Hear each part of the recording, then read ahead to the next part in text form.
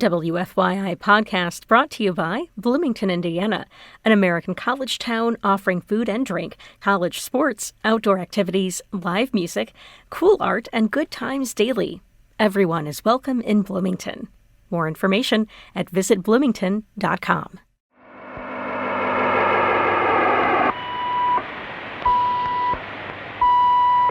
We're going to take a trip right now.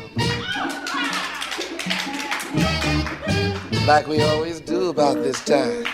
This is a journey into sound.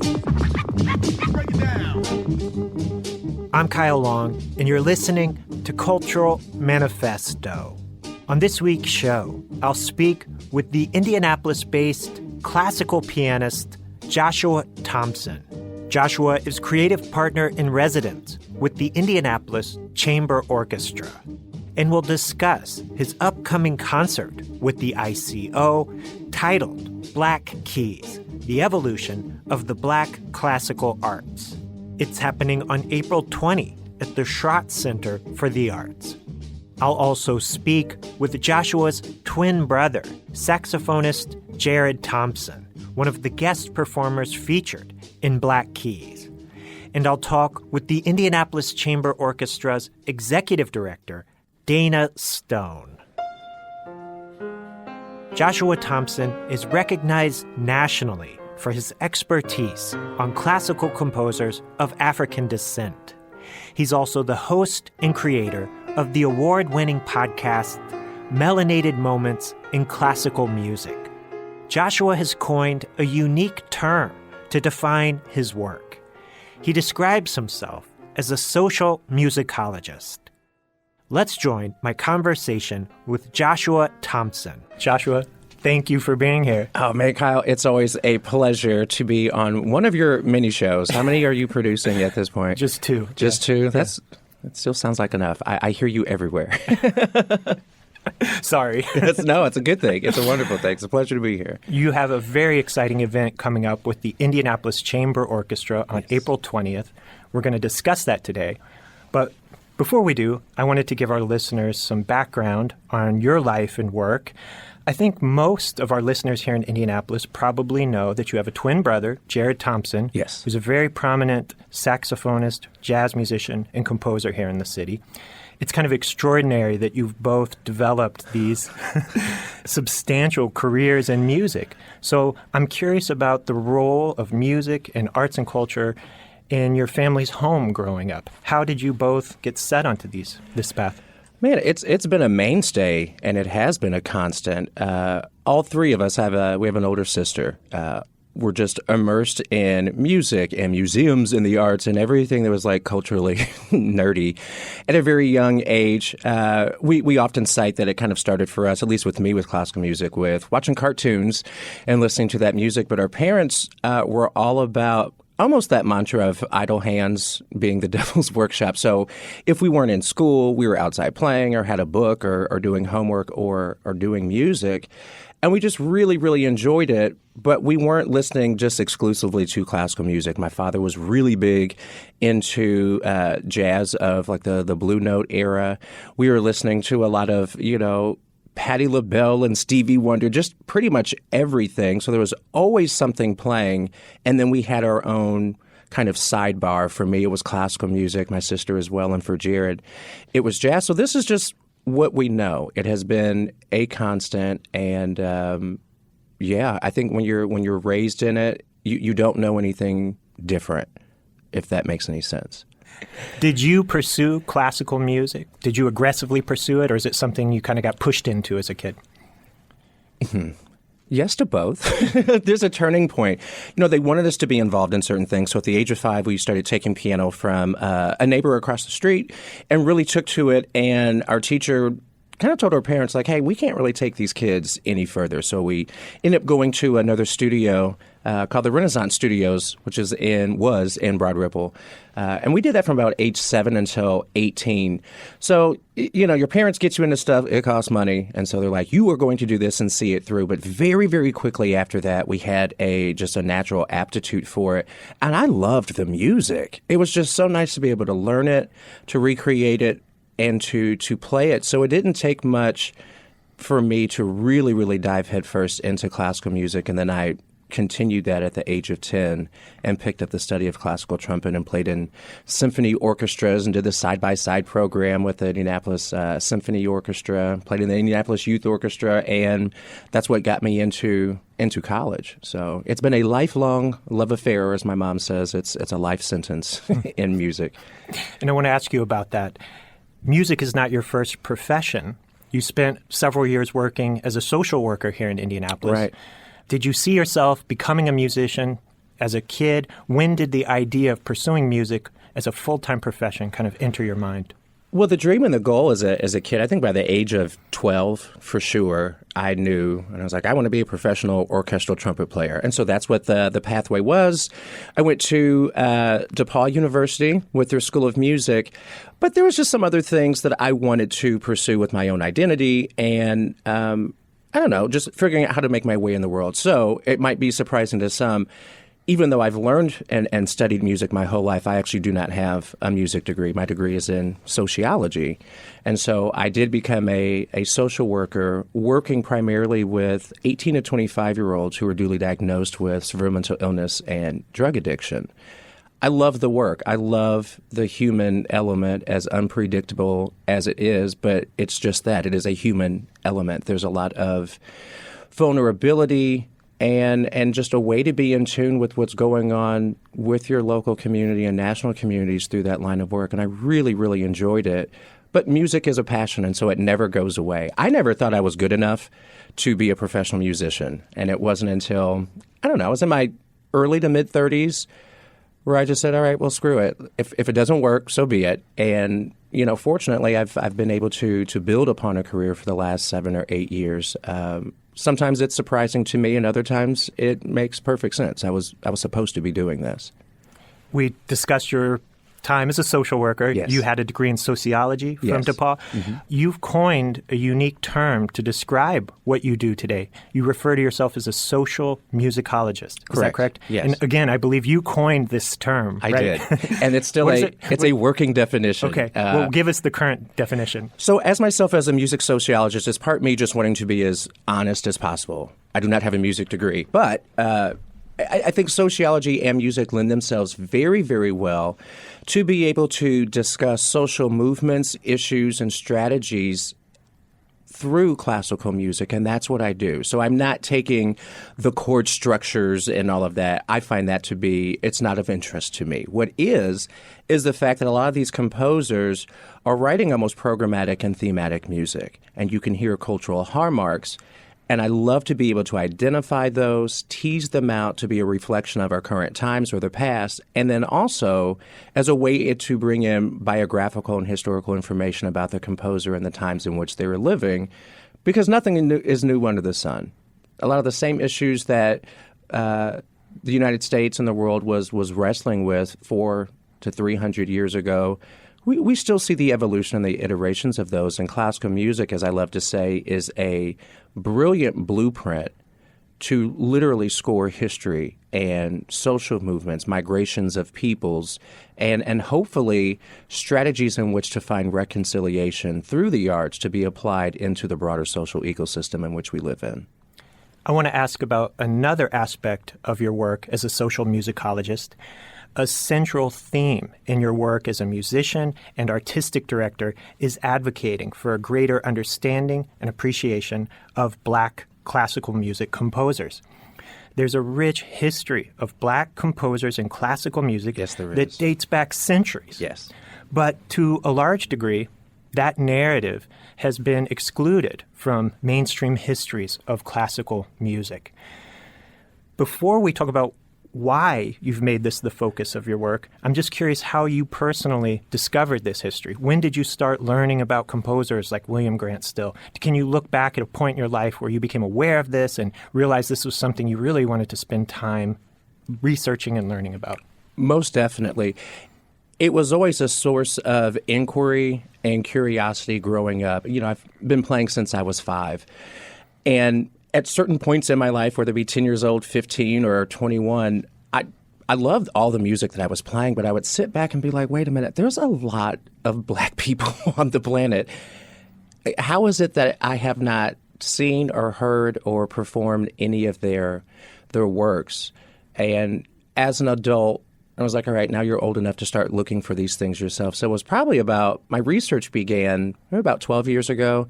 And it was just scratching that, personal spirit of inquiry because I wanted to know, who these folks were. And little by little, as I was doing this, I had no idea, but I was amassing the repertoire that I would be playing and building upon. And so it was more of a self-discovery. A lot of times the common theme that we hear amongst Black classical musicians is feeling a bit isolated and alienated from the industry itself because of class and race. And there's something that's just very, very empowering about being able to find yourself in your culture as a way of shoring up your own personal identity. And that was the motivation for it.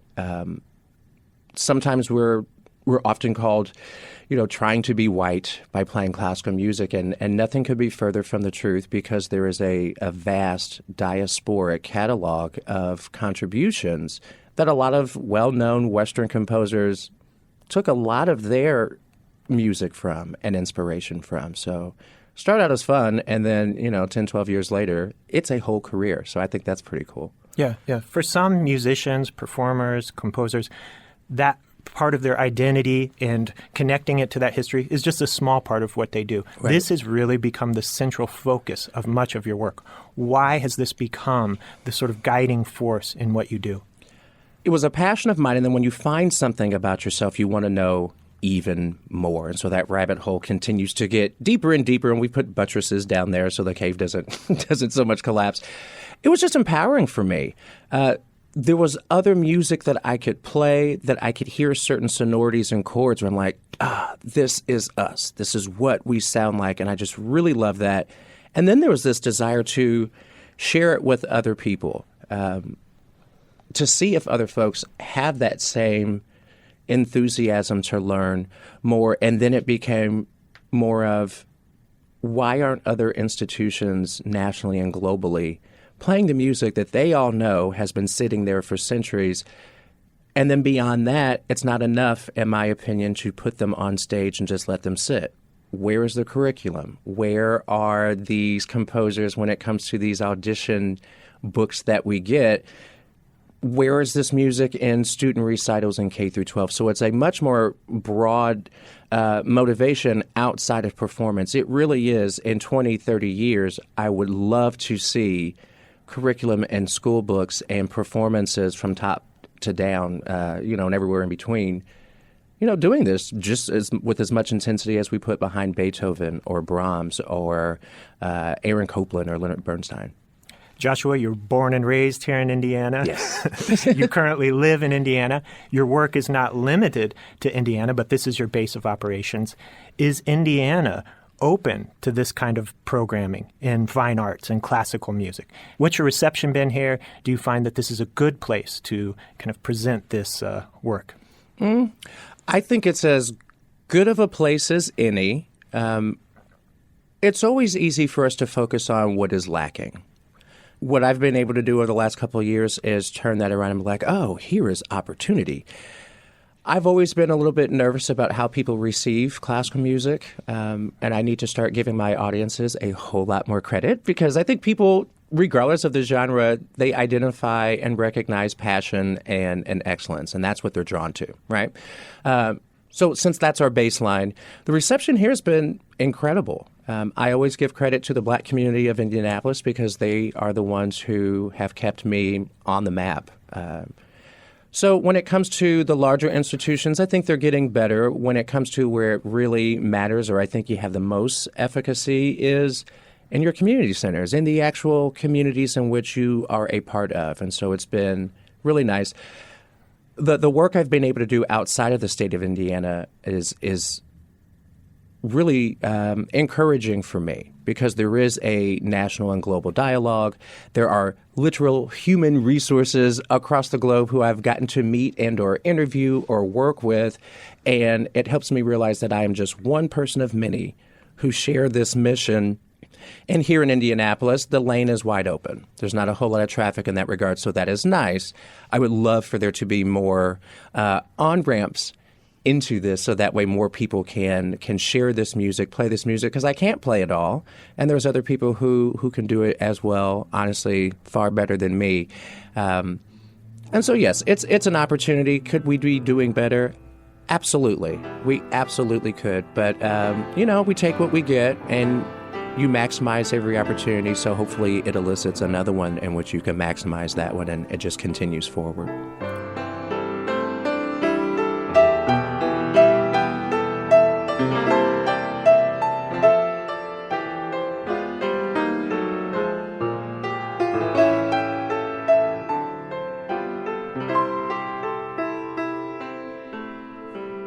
I'm Kyle Long, and you're listening to Cultural Manifesto. My guest this week is the classical music pianist Joshua Thompson. He'll be performing with the Indianapolis Chamber Orchestra on April 20 at the Schrott Center for the Arts. Let's return to our conversation. Joshua, one of the ways you advocate for Black classical musicians and composers is through your podcast, yes. Melanated Moments in Classical Music. You co-host this podcast with the great opera star Angela Brown. I believe you started the podcast in around 2019, 2020. You've done over 50 episodes. Yes. Yeah. Won awards. You've developed a great listenership for this podcast that's national, international. Tell me about your work on Melanated Moments. It is such a fun project, and anytime I get to work with Angela Brown, it is just an absolute hoot. She is funny, and she is as goofy as she is talented, and so it makes it so much fun. I believe we recorded season 1. It was towards the end of 2019, and then we all know what happened in 2020, and you talk about silver linings in a pile of mud. Melanated Moments in Classical Music Season 1 was absolutely that, because we were in lockdown and we had an entire season in the can and wasn't nobody going anywhere or doing anything, so people had time to listen, and it has been absolutely fascinating. Angela brings in a wealth of knowledge and expertise discussing the operatic canon, Negro spirituals. She brings in so many different Black scholars from around the world who do this work. And the union that we have doing this is just so much fun. It's taking something that can be heavy and just distilling it into just super conversational, fun, and captivating kind of tidbits of information. And, we've got 7 seasons under our belt, numerous awards, and a listenership in about 2,000 cities around the world. And it's in college curriculum and high school curriculum. So that was the intent to do that, is what are other ways besides performance in which to share this information and engage audiences that some of them will never meet. And I think of my career, this is probably one of the more...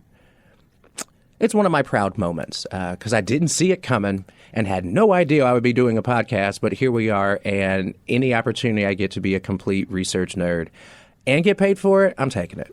Yeah, congratulations. Thank it's you. An incredible podcast, very entertaining, informative, and meaningful. So, yeah, great work. Thank you. We've had some incredible people. Anthony Davis, one of my favorite Pulitzer musicians. Prize winner Anthony Davis, the first Black principal clarinetist Anthony McGill, Reverend Dr. Lola Jones, Nkiri Okoye. I mean, it's stunning. Literally people from all around the world who are currently on the biggest stages of the world representing Black culture and classical music. The fact that I have access to them and have built a relationship with them, I'm like, this is what the career is all about.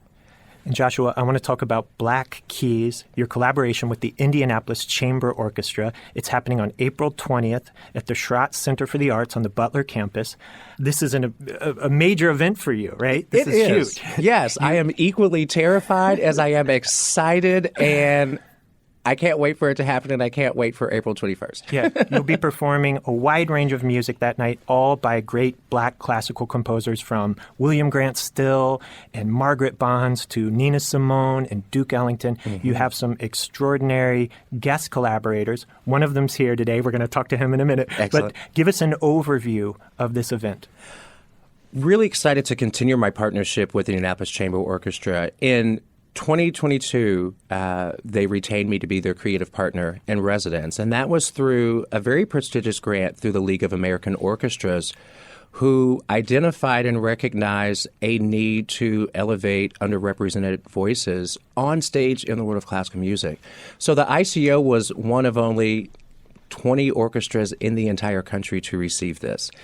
And what it's allowed us to do is work together when it comes to programming, community engagement, and just conceptualizing what equity, inclusion, and world-class artistry is going to look like and will look like for the ICO for the next 10 to 15 seasons. And I think with them being so forward-thinking, it's made for a wonderful collaboration. So the program that I'm doing is amassing an entire program exclusively of composers of African descent. And it is essentially my take of an origin story discussing the creation, development, and evolution of the Black aesthetic in the arts using classical music and narrative as a way to infuse personality and bring the narrative back to a genre that unfortunately has taken the story and the history and the narrative out of its context, which I don't think does classical music any favors whatsoever. And so I always like to tackle as many senses as possible. And so you've got the world-class ICO orchestra members, vocalist Siren Simone, Kenyete Dance Company, which is an African dance company here in Indianapolis. I've wanted to work with them literally for about 10 years, and I finally get to on this one, so I'm excited. And then with Jared Thompson, saxophonist of Premium Blend, on a couple other features, narrated by poet and writer Devin Ginn. What I really like about this program is there was always a time and a place for music critiques and art critiques, and I don't think you can get rid of those, and they're necessary. That is not what I'm going for with this. I want to provide people with another way in which to experience an art form that they may not feel familiar with. So my hope is for people to leave that critical part in the critiquing part. You don't have to leave it at the door, but push it to the back of your brain and really just sit and have an experience where you have narration, music, dance, and color, and all of your senses to really stop and think about, well, what other stories haven't we heard? Or how else can I listen to classical music to help me relate to the world that I live in, or the music that I feel more akin to? It's an experiential thing where critique isn't necessary, but being present and being open and willing to go on this journey literally over millennia with classical music is what I'm really hoping folks get out of it. And Joshua, you mentioned your residency with the ICO, and I wanted to ask you about that. Your creative partner in residence, right? Yes. And you mentioned helping them map out a future for the orchestra that extends over a decade into the future. This residency, it goes beyond this season. Tell us about the kind of extent of this work. And it continues to go on and on and on. You know, I've worked with so many different organizations here in Indianapolis, and I think the Indianapolis Chamber Orchestra is right up there with one of my favorites. They understand that this is marathon-level work. In order to see the results that you want and increase audience engagement, diversification of your audience, it's not going to happen in a season. We have to be patient, and we have to constantly be listening to the community and what they want, not what we think they need, right? It's just expanded an opportunity to do a lot of arts administration and creative concepts, working with their board of directors, with their committees, with their musicians, to really position the ICO to be an organizational neighbor who is responsive to the needs of the community, who has their programs that reflect the sound and the timbre of, you know, the many cultures that make up Indianapolis. And so a lot of times that has to do with the after-school outreach that we do. It has a lot to do with the program notes that I research and write, symposiums and talks that we do throughout the community. What you see on stage is a byproduct of the efforts that's going on behind the scenes. And that's the bait. And the hook is the organization does so much more and is looking to do so much more and needs the community in order to achieve that. So it's been fun.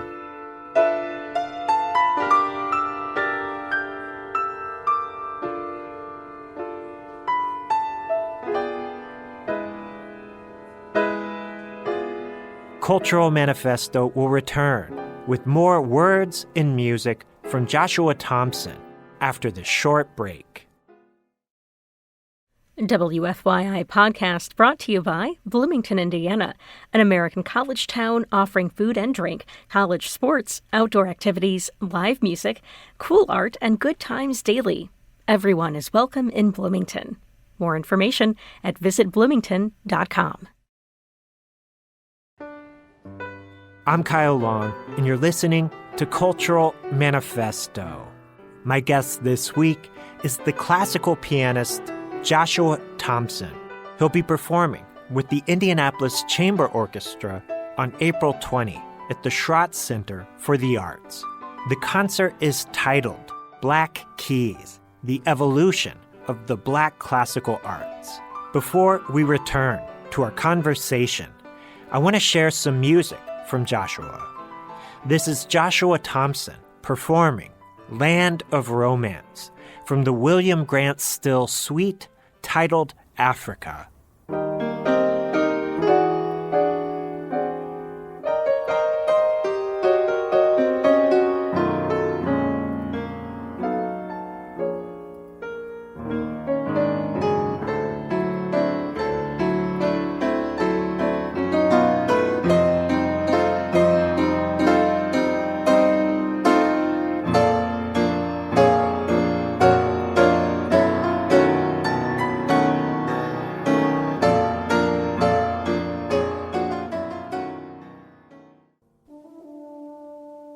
That was Joshua Thompson performing Land of Romance from the William Grant Still Suite titled Africa.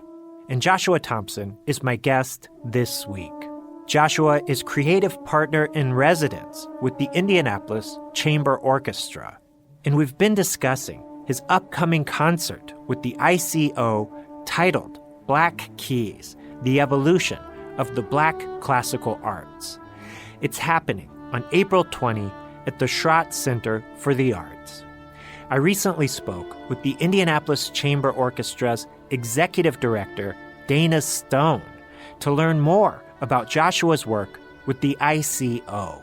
Let's join my conversation with Dana Stone. First of all, Joshua mentioned to me that his partnership with the Indianapolis Chamber Orchestra is part of a bigger vision the ICO has set to be a more equitable organization. Tell me about the ICO's partnership with Joshua and how this fits into the vision you and the ICO have for the future. Sure. Well, I think it all begins with really this impetus to engage and reflect our community in the most authentic way possible. So we fully recognize that as an organization that maybe hadn't been our previous perception or maybe focus even. But over the past 5 years, ICO really has been thinking a lot about the music that we perform, the artists that we engage, and how we work within our community. So we applied for a really substantial grant through the League of American Orchestras. It's a Catalyst Fund grant funded by Carnegie Mellon. It's a 3-year grant for diversity, equity, inclusion. Only 20 orchestras were selected in the country, and we're one of them, which is a wonderful opportunity for us. So not only through this grant do we receive funding to help support our work in diversity, equity, and inclusion, but it also provides an incredible support network of other orchestras, organizations just like ours, or bigger or smaller, that are doing similar work in other communities. So we have this opportunity for give and take and discourse, what's working, what are our challenges, where are our successes, and Joshua being hired was a major kind of turning point for this process.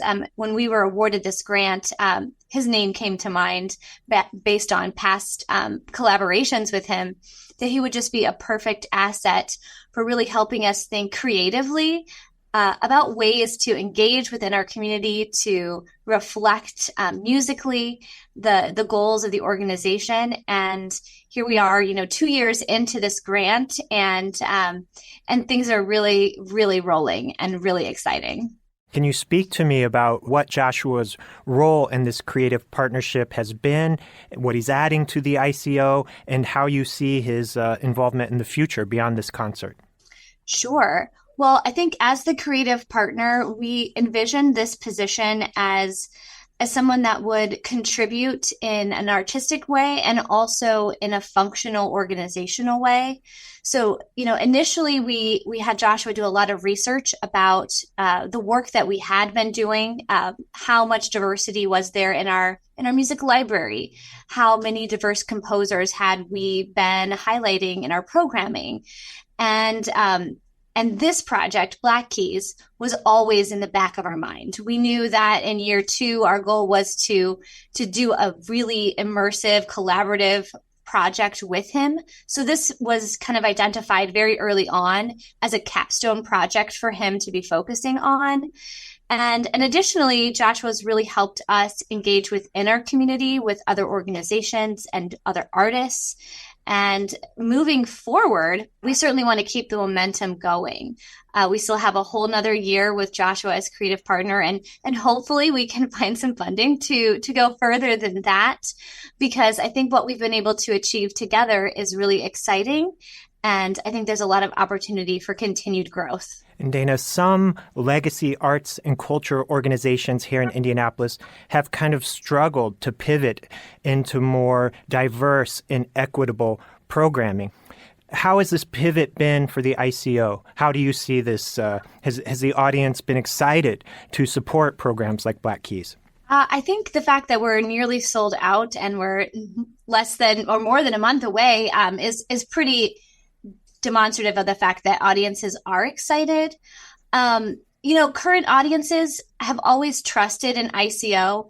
I think looking back, we had always had some diverse representation in the music that we play.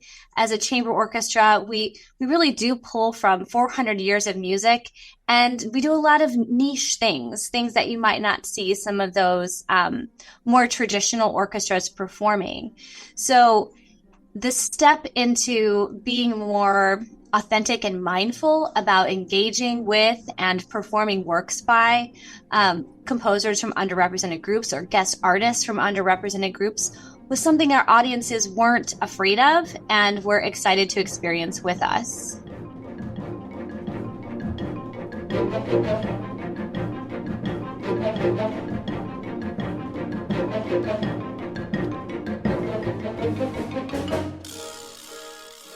That was Dana Stone, Executive Director of the Indianapolis Chamber Orchestra, sharing her thoughts on Joshua Thompson and his upcoming concert with the ICO, titled Black Keys, The Evolution of the Black Classical Arts. Black Keys features a variety of guest performers, including Joshua's twin brother, saxophonist Jared Thompson. I recently spoke with Jared, and we discussed his role in Black Keys. Listeners of this show know you as the band leader of Premium Blend. You have an extraordinary career as a jazz saxophonist here in the city. Tell us about what you're going to be contributing to Black Keys. I'm on the Duke Ellington portion of it. And I've known that Duke Ellington wrote suites for orchestra, like the Far East Suite and several others, but I was never intimately familiar with all of the work that he did that involved orchestras. And so I'll be playing the third movement of Three Black Kings. And Josh, correct me if I'm wrong, but this was performed or written in tandem with Martin Luther King. It's an Jr.'s homage to Dr. Martin Luther King. And so, yes, I do believe there was some association with that. But yeah. So I'm on the third movement of that, and it's just a beautiful piece of music. It's warming is the best way that I can describe it. I was literally practicing it all day yesterday, and just every time I would play it, there was something new that I was finding, but the energy and what was trying to be expressed and emoted through the music, it caught me every single time I was playing it. It's just a really fun piece to play and allows me to just put my individual stamp on it. Is this your first time working with the ICO? It is. Yeah. I've done a little bit of collaborations with other organizations, but to actually, be on the stage, be part of, in some capacity, the production of a show with them. That's the first experience I've had with them. So I'm just as excited about it as Joshua is. Well, congratulations again to both of you. I'm curious about how you influence each other in your work. Obviously Joshua has become a rising force in classical music in Indianapolis and around the country over the last few years. Jared, over the last few years, you've also expanded your work in music to begin writing chamber music pieces and create work outside of the boundaries of jazz. Is there some cross-collaborative influences going on here? I don't know how to phrase it, but are you influencing each other in your work? Without a doubt. I don't think it's possible for us to not influence. We're excited because we're finally at this part in our career where it makes sense and we want to start collaborating with each other a whole lot more. I will say growing up as kids and as adults, the influence is definitely there. Granted, it's coming from two different genres, but we're able to find the bridges and the parallels between. I'm very biased because he is my brother. However, I'd have to say the biggest influence that Jared has on me and my work and how I go about doing my work is the level of discipline that Jared has is just, it's mind-blowing. Whether it be the practice, the composition, the comprehensive thinking of concepts and how to execute, it's relentless and nonstop and meticulous to the nth degree. And man, it's hard not to meet and match that level of sincerity and intentionality. And I think that's what makes Jared stand out from, there's good and great artists, and I see Jared as being a great artist because it's just, there's what he does on stage, but it's what he does behind the scenes to make sure the stage is what it needs to be. Wildly inspiring. I've been taking notes for years, and it makes it nice. So when we do work together, I know he's got all of his T's dotted and T's crossed and I's dotted, and it's always a chore, but a wonderful chore to make sure that you're meeting, if not exceeding, the expectations that he has as a collaborative artist. And Josh is a stickler for that too, which is nice. But I mean, we understand how each other works. I would say. Most recently, I'd say within the last 5 years or so, what I've learned from Joshua is I want to say production, but it's more than that, where as a mainly jazz musician, you think about gigs, and that leads you into a path of, okay, well, it's just one off here, one off there. There's nothing really that sustains or lives after that moment. And so I've been influenced to do bigger projects that are going to take a little bit longer, that may not be a record every year or 2 years, because I'm busy doing something that's going to have a little bit bigger of an impact, a little bit more impactful statement, whether it be directing a documentary or whether it be producing a live show in the planetarium of the Children's Museum. These are things that can live elsewhere, even if you're not playing. So it's just I'm in project mode now. I can do the gigs and I love them. That's great. That's not where my emphasis is anymore, because I've done that and I can see that it's a springboard to develop something a little bit bigger, a lot bigger, if you're just patient with it and allow those ideas to organically work themselves out to get to the point where now this is a statement, not just a song or a melody or a really good gig. Joshua, you mentioned that you're collaborating more often with your brother Jared. What does that look like in the future? What do you see the future of your collaborative efforts producing? Well, we're working on a project now it's a performance on June 1st up at the Center for the Performing Arts. Jared was awarded a New Works commission. So he's composing a 3-movement work for me on piano and sax, and another fun element that we'll save for later. So it's looking like, compositional collaborations to be able to blend the genres a bit. We work together quite a bit. When it's grant season, we're writing each other's grants and doing all those. And consultations with other artists, and then starting to look in the future of, all right, so here's this program. What music can I use of yours? And how do we do those types of things? And it's still continually looking on a national and global scale. I've gotten wonderful work out of Indianapolis, and it's been fantastic. I've been really fortunate over the last 3 years to really, really expand the work I'm able to do, from coast to coast, which has been really nice. And there's such a need for what I do, what Jared does, and they're interested. And so I'm almost positive that collaborations in the future will not just be relegated here in Indianapolis, but will be in the many places that we go and we do, residencies and fellowships and lectures and whatnot. And it's taken some time to get to that point. I don't think we were ready for that 5, 6, 7 years ago because we hadn't figured out what we ourselves wanted to do as individuals. Now that we have blueprint's the wrong word, but now that we have a decent sketch of where our lines are, I know what my lane is, Josh knows what his lane is, Black Keys, Josh is producing this show, I take a back seat, but understanding that that's how that it has to work for it to be a success is something that we have had to learn just from experience with how we work. I mean, we're identical twins, but we're not literally the same person. So, yeah, I mean, I can get cranky. Josh can get cranky. So you got to navigate those things,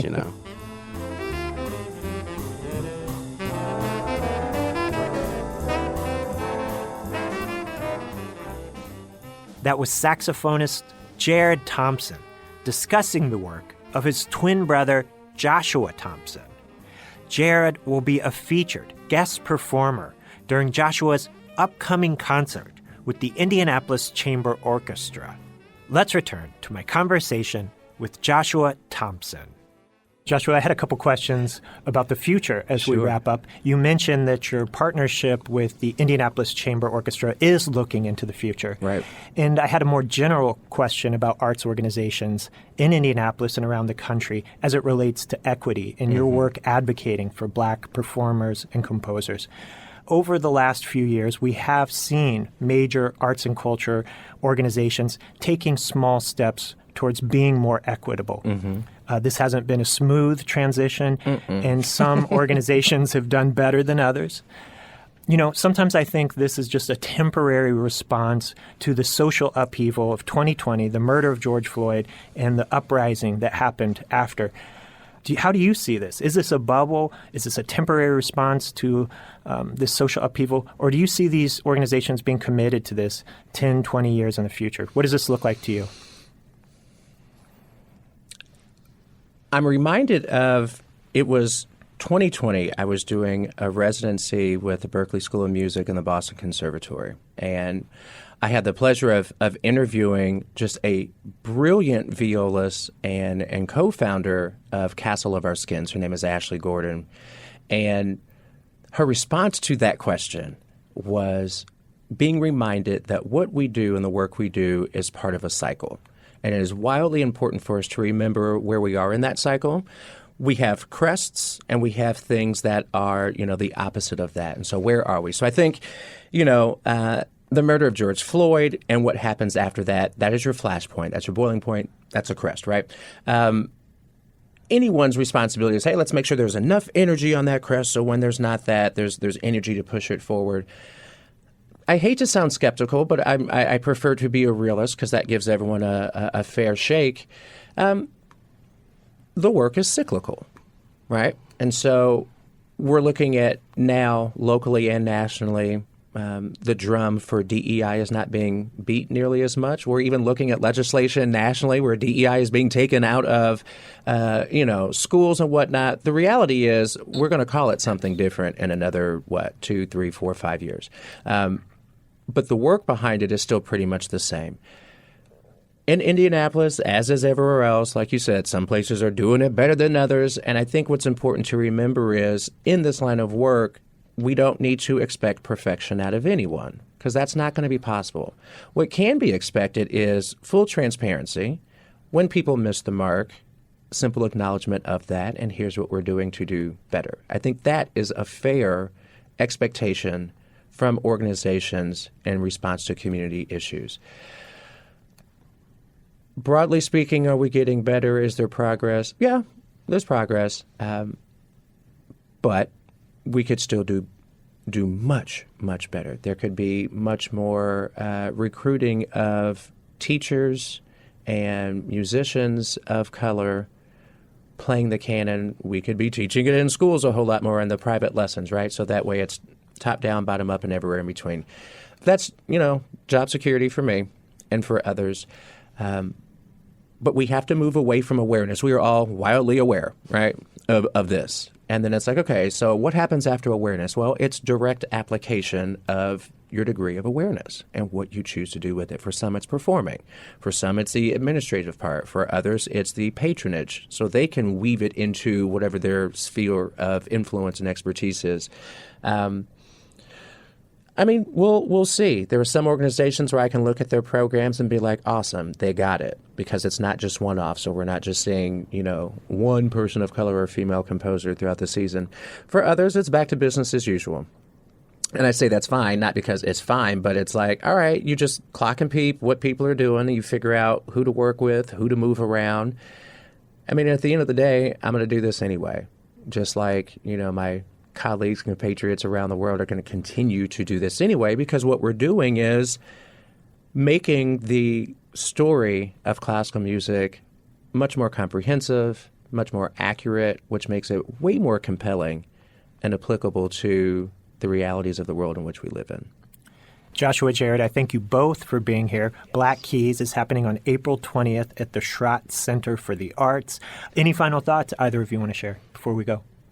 I don't know. Everyone has been eager to see the twins perform together. So we're going to – everyone either wants to see us play together or they want to see us fight. Yeah, right. And so we can't charge tickets for fight night. But we could, can, but not at the Schrott Center. So we'll give folks what they want, which is, this year you get to see a couple performances with me and Jared. It's a fun opportunity. I think we'll play the twin gimmick every now and again, but – there's a sincere point in doing it. Like, the more people that can experience this, I think the best thing about shows like this is when you watch people's children identify with the music, it's not about how complicated the music is. It is not about the technique.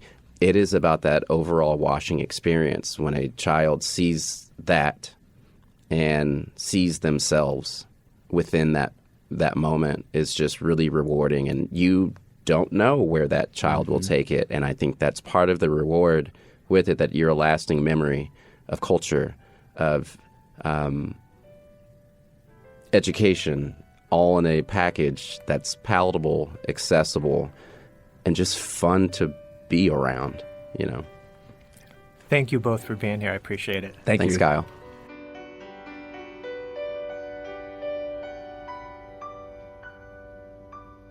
That's all the time we have for this week. Thanks to my guests, Joshua Thompson, Jared Thompson, and Dana Stone. Listen, download, and subscribe to the Cultural Manifesto podcast at WFYI.org or wherever you listen to podcasts.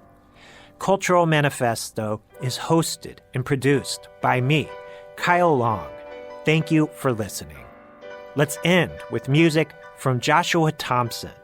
We'll listen to his 2019 performance of Margaret Bond's Troubled Water, recorded live in Indianapolis for So Far Sounds.